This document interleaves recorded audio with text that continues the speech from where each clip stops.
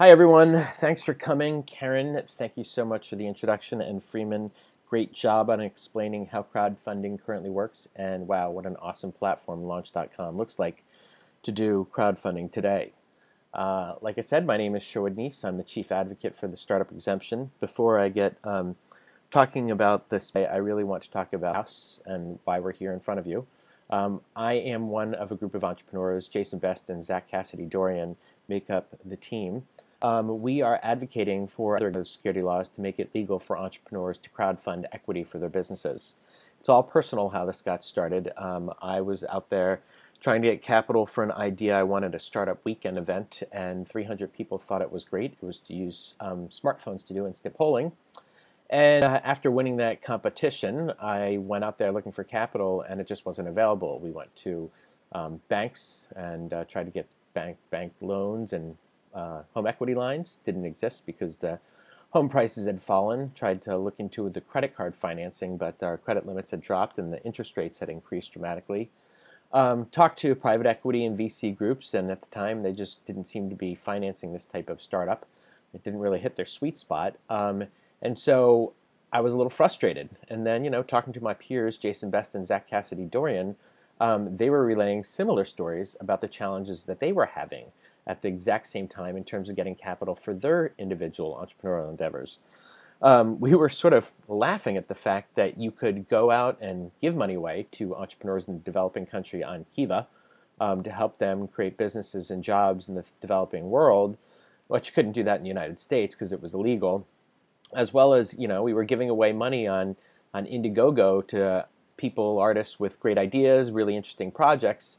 But you could do that for businesses, but we thought it was just odd that you could give away money as much as you wanted to someone, but you couldn't use those same dollars to invest it in a startup when you have the potential to create businesses and really jobs. That's what we're talking about.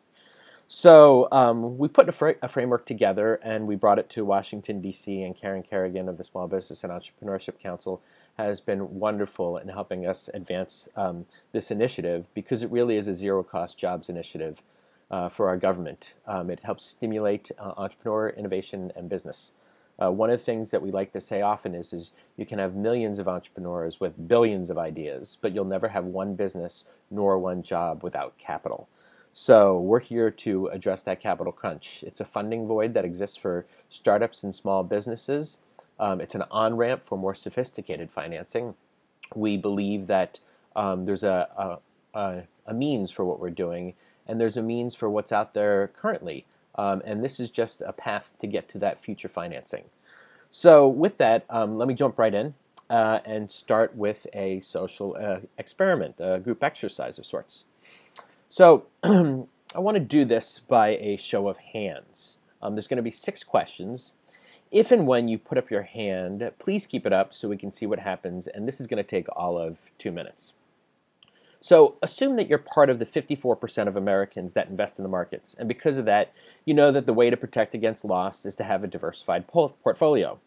Also, let's make this as real as possible. If you've never invested in the markets, let's just assume there's no reason why you would choose to do this over playing something that you understand better, let's say like the lottery or blackjack. Assume that each of you have $1,000 of completely disposable income handy. So play along with me here, okay? I'm developing a story about who realistically would use crowdfunding. This income, this $1,000, it's disposable. It's not your entire savings or investment. It's just some extra cash that you've got sitting in your bank account.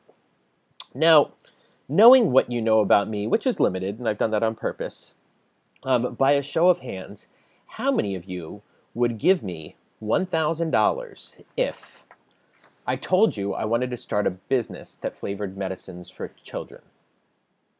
Okay, nobody.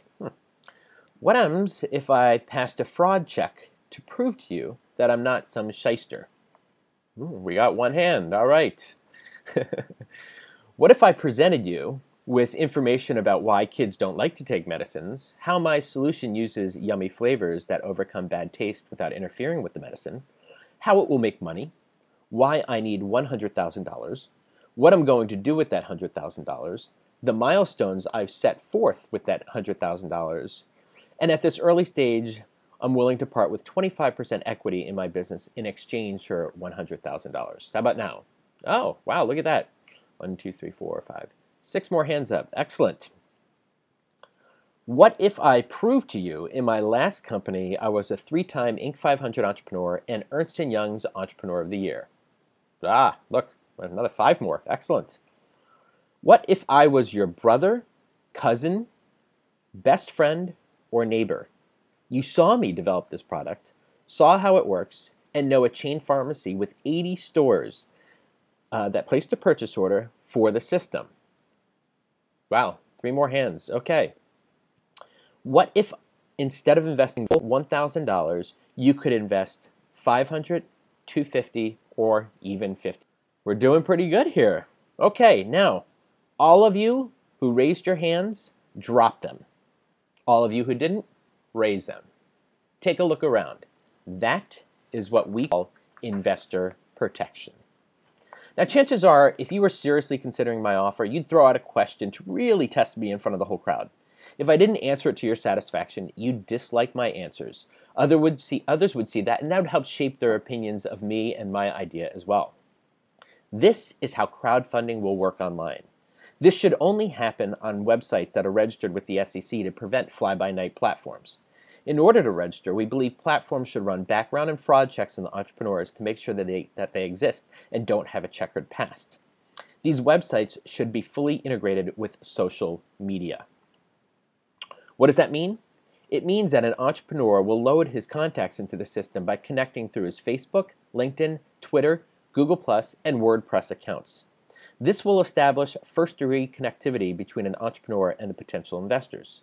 Now, this is important because first-degree connectivity is established by opting in to be part of a network. And in today's day and age, people don't just opt in with random folks. Your personal network has almost become as sensitive as your social security number. So, once he's opted into the framework, once he has completed the framework for a business plan on the website, including information about his idea, the problem it solves, how it will make money, how much money he needs, how he will use those funds, and what he's willing to give up in terms of equity for those funds, he can proceed. So if you look up here, you'd see that the first step was doing that fraud and background check. Only if that comes out clear and there's no checkered past can he move forward, and those are the components of the business plan that he needs to have filled in on the platform in order to move forward. So here you're going to see how he will solicit from his first-degree connection through the platform. Doing this through the intermediary will ensure that no one is targeting people he doesn't already have a pre-existing relationship with. So all of this can be tracked through platforms that currently exist. If you load this information from your Facebook and LinkedIn and all those profiles, those contacts into any system that exists out there, everyone, all those contacts and names have an IP address that's unique to them. So if you send out this type of teaser to your friends and family and community to get them to come check out your idea, when they link back to it through the link that you can see at the bottom of the email here, the system will know what degree of connectivity they were. In this case, Asher would have been one of my contacts, and it would have been a first-degree connectivity. Now, Asher could also forward this on to his friends or family, and by forwarding on, the system knows that it's not coming from a first-degree person, but it's going to know it's coming from Asher, and it's going to tie that into a second-degree connectivity. So you might be wondering, okay, that takes place with people that have a direct relationship, someone that's a second degree, but what about third degree people? Well, Freeman earlier was showing you his platform on Launch.com. Anyone that's just perusing that platform could see that there's ideas up there. You could be one of those people that's on one of these crowdfund investing websites looking at different ideas, and if you click on them and you so decide to invest in one of them, that's a decision that you're making irrespective of a connection that you have to the entrepreneur himself. That would be a third degree type of connectivity. What we're trying to say here is the degree of connectivity builds trust among the community as they're investing or making the decision to invest. So as you can see, here's an example of a comment section on what we would envision would be going on one of these crowdfund investing platforms. This is much akin to what you're seeing on Facebook, where you've got people posting updates and then people making comments about their updates. And so there's some familiar things that you can see up here and things that aren't familiar. In this case, Christina's going to ask me a question like, I like your idea. And then she's going to, test me, do you have any examples to prove what you're talking about? And I or any entrepreneur that has put a question up there would have to answer the question from the crowd, okay? Then at the bottom, what we are advocating and what we know should be part of these platforms going forward, the crowd can like it, but they can also vote their approval on the answer and how satisfied they are with the answer from the crowd. And the higher the approval, the more trust you have from the crowd as you move forward. And these type of questions and answers and the voting and the rating of that answer will help dissuade or encourage people's decisions to invest in a business. So you can see up here we've got the entrepreneur answering the question. We've got the like, the comment, the fields that you're used to seeing. We've got people that have liked it. We've got people that are making other additional comments. And this is just one section. There could be many questions that come out there.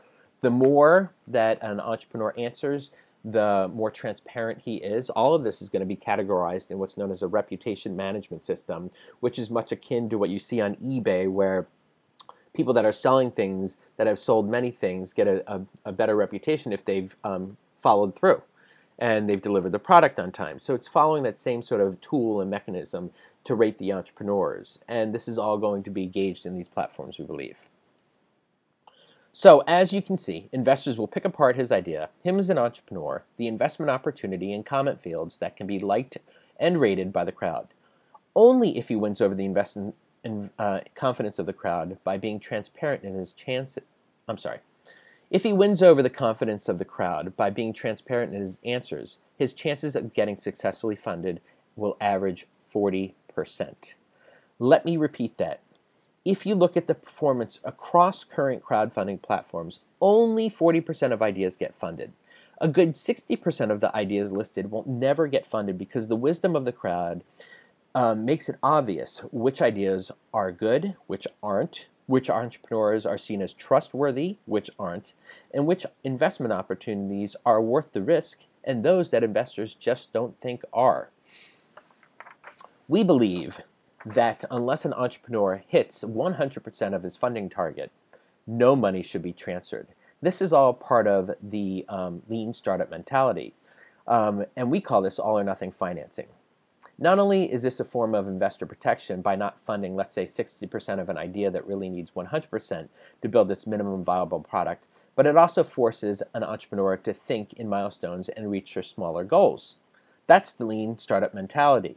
If an entrepreneur has really thought through what they need and they decided it's $50,000 to get my minimum viable product together, my MVP, we just don't understand why, according to the current bills, you could get 60% of that, so $30,000 when you really need the $50,000, because if they didn't actually complete what they needed to do, you could look at that as being a sort of fraud in itself. So we're trying to avoid anything like that by forcing all or nothing financing and forcing both the entrepreneur to set a minimum target that they need to accomplish their MVP, and the investors, it sort of protects them by not letting them an entrepreneur get funded until target.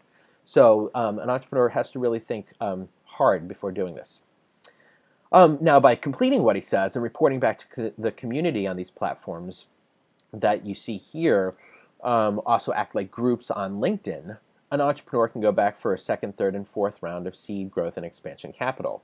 So what we're talking about here in this funded ideas for groups is once an entrepreneur gets funded, gets 100% of their financing, they're going to sort of migrate on that same platform from that communication area that's open into a group, a closed group, where you've got the crowd and the entrepreneur working together. And again, the transparency doesn't stop. The entrepreneur needs to report to the crowd about what's going on, the progress that he or she's making, the milestones related to that progress, and only if he's transparent and honest with what he's doing and reporting back to the crowd will he get rated, again, approved or disapproved for his timeliness and what he's doing from the crowd. And all of this will be recorded for when he goes back for future rounds of financing from that same people and additional people. And you know what? If he hit his milestones with that first $50,000 and reported to his community on an open and transparent basis, they're going to give him, a higher rating. So when it comes time for the second round of financing, people that are interested in investing are going to see, wow, he raised $50,000. The crowd gave him a an 87% approval rate. So I'd be interested to see what the 13% disapproved of, but that says that they're very happy with what he's done to date, so I can feel a little confident investing. So this, like we were saying, is just an on-ramp for more sophisticated financing.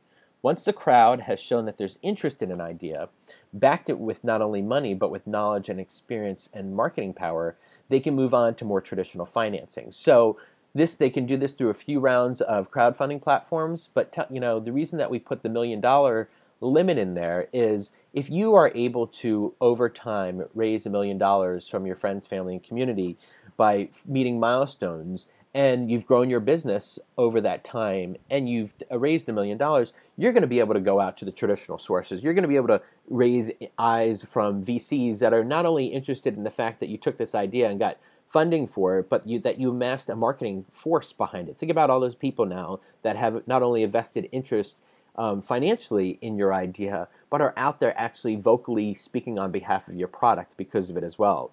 That's powerful for VCs and private equity and angels that might come in and finance it. It's also going to be powerful for anyone that wants to go to a bank and talk to their bank about getting a loan or something along those lines.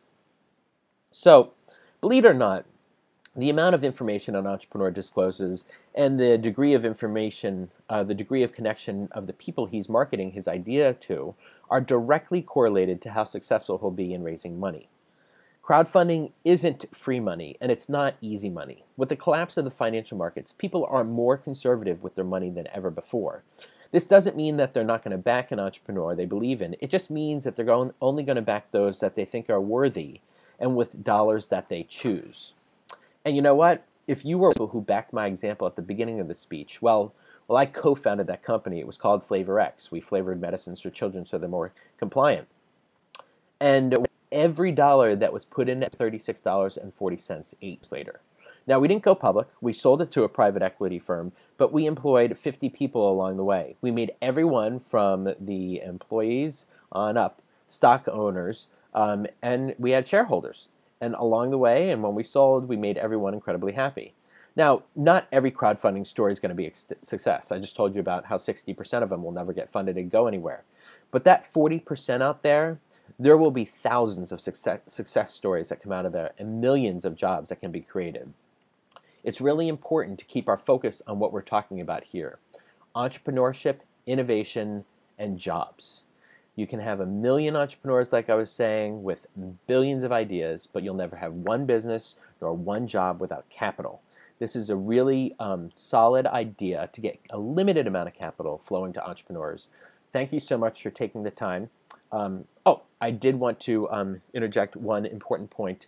One of the questions that's come up over time is how important is the dollar donation to hitting a funding target? So over this weekend, my peers and I got in touch with some of the major crowdfunding platforms out there to ask this question, and it was amazing what we came up with. The 80-20 rule really does apply. While 80% of all investments will come from investors with less than $1,000, what our statistics came up and showed is they're only going to provide 6.2% of the total project funding. So that other, essentially 18.8% of investors that put up more than $1,000, they contributed, in what we saw, 93.8% of the total project funding. So let me repeat that. The 80-20 rule, 80% of people are going to put in less than $1,000, but the 20% that puts in more is going to make up the vast majority of the funding that's needed to make that company successful. So we don't want to limit the dollar amounts that individuals can put into under $1,000, especially if they have the ability to leverage up to $10,000. We are big advocates of the $10,000 and 10% AGI. So I just wanted to get that in there because people ask our opinions on that all the time. So if you have any other questions, please feel free to ask, and we'll open the floor to questions now. Thank you.